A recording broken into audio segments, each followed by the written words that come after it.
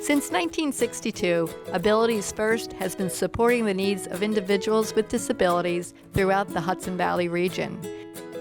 Hi, welcome to Abilities First Myers Corners Preschool. Come on, let's take a tour.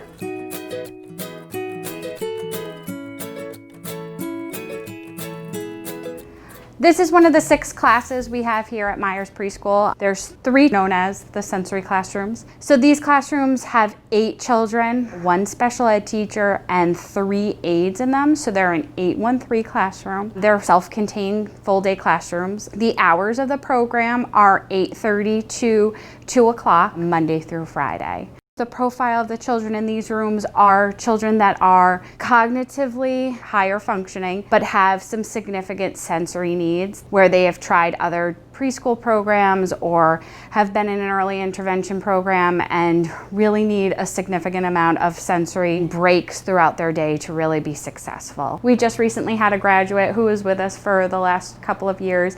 He had come to us from a typical daycare setting where it just was really overwhelming for him. While at program, he was able to be taught some really great techniques to help him self-soothe himself, to know when to ask for help, to reach out to a teacher, and it really led him to be more successful. We're happy that he went into an integrated kindergarten classroom once he left program and has been doing really well.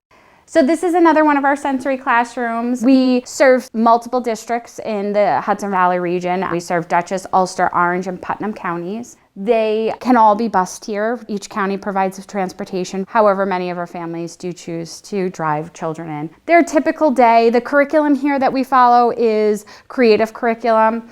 It's a theme-based curriculum working on reading, pre-reading skills, letter recognition, and then incorporating that within art activities and given a theme for their week.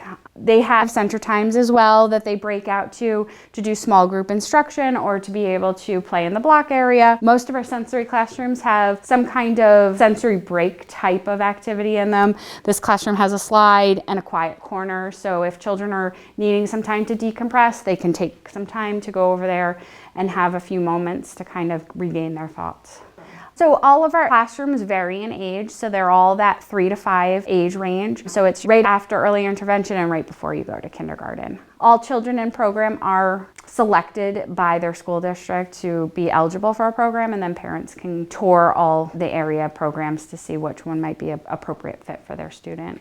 So in these classrooms, in the sensory-based classrooms, there's a lot of built-in sensory. So there's blocks that they can play with, there's the dramatic play area, there's also a lot of heavy work activities. So just having different activities for them to really be able to explore and to learn through play is really the basis for a lot of this curriculum, but then also giving them those times for sensory breaks, whether it be walking down the hall, going to the sensory gym in the morning, just so they can be able to concentrate and focus. All of our teachers are certified New York State special ed teachers. They have a wealth of background working with children with special needs, working with young children, and those two kind of really need to be paired together. So being able to know what's appropriate for a child that is the age of 3 or 4 and developmentally appropriate and what's okay to have them do, and then having that paired with the special ed piece and understanding that not all children learn in the same way. Circle time in this classroom looks much different than it does in a normal classroom. You might have a student sitting over here who's listening but not necessarily sitting with the other 7 children in the classroom. They might be sitting in chairs, they might be sitting on bouncy balls. It's a whole different approach to learning. This is our sensory gym. This is where OT and PT happen. We're small motor groups as well. And it's a space, it's 2,000 square feet of lots of fun, but it's meaningful fun. So all this equipment is specifically chosen by our OTs and PTs to be beneficial for children and their sensory development. So some children come into program, they may have insecurities about going into different swings or to navigating through the equipment, and within just a few short weeks, they have mastered all of this, or they're really starting to explore and be able to utilize this equipment and be more daring. Other times we have children that come in and get completely overwhelmed and are crashing and running from one thing to another. So just bringing that back and being able to have them be more grounded and following directions and attending and being safe in here is really one of the keys for the therapists when working with students. This is the fine motor area. This is to work on handwriting, picking up objects, scissor skills, as well as just overall fine motor skills, doing puzzles, inset puzzles. So to balance out some of the things that children are working on in occupational therapy. We have a climbing wall in here, so that's for our children that are a little bit more advanced, have a little bit more coordination, to work on some of that balance coordination and being able to utilize that throughout their areas of need or their levels of need. These are all the pictures of activities that the therapist can choose to do. Often some children need to help organize what their therapy session is going to look like, so they can put the pictures out. So then when all of them are done, then they know therapy's over and it's time to go back to the classroom. So it's a great visual for our students. This is one of our speech rooms. We have the ability to pull out and do small groups, or to pull out and do individual services in here. And the teachers are able to pull things for each child to work on: receptive, expressive, articulation, oral motor, or any kind of feeding concerns. These classrooms, we have 12-1-4 classrooms, so 12 children, 1 special ed teacher, 4 aides. These classrooms are really geared towards children that have global delays, meaning that they have delays in multiple areas. So they may be language impaired, they may have a diagnosis of autism, Down syndrome, some kind of seizure disorder, or maybe they cognitively are age appropriate but have more motor needs. So it's a real mix. We do not segregate in any way of putting all of our children that have one certain diagnosis together, but really work to incorporate group learning. So we really strive to have children that are talking mixed with children that may be younger and not talking, so they have some of those role models. Children that have great social skills, but paired with other children that may not have as good of social skills. So they're modeling, they're able to interact, and they're getting that exposure of being with others.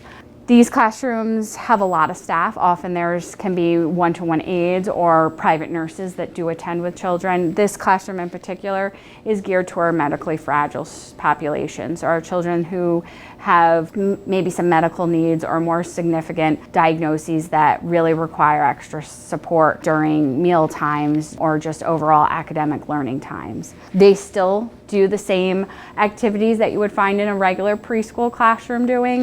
They have centers, they try to follow the curriculum and have that exposure to different activities. It's just scaled back to really meet the child where they are and be able to incorporate as much to their daily routine, but yet still within their reach. Our policy in years past has been that we are an open door. So anytime you have any concerns or you just want to see how your child's doing, you want to come in and have lunch, we encourage parents.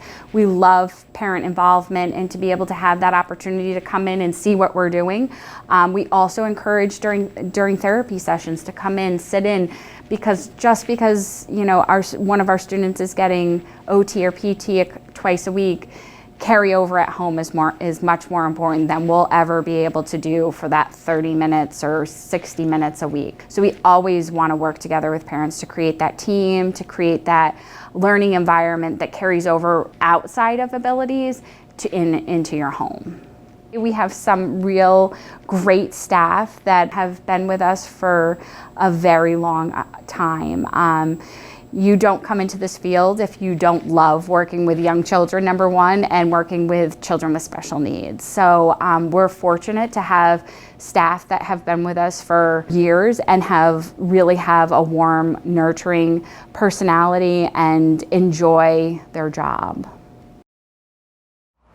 Thanks for coming to visit us here at Myers Corners Preschool. If you're interested in programming, you can always give us a call here and we can walk you through the next steps. But if you're interested and you want to go ahead and commit, you can just give your school district a call and let them know that you've chose Abilities First as your child's provider.